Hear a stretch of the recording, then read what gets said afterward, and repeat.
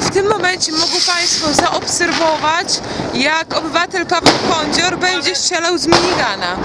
Będzie to operacja prosta, nieskomplikowana, aczkolwiek bardzo wybuchowa i ewidentnie efektowna.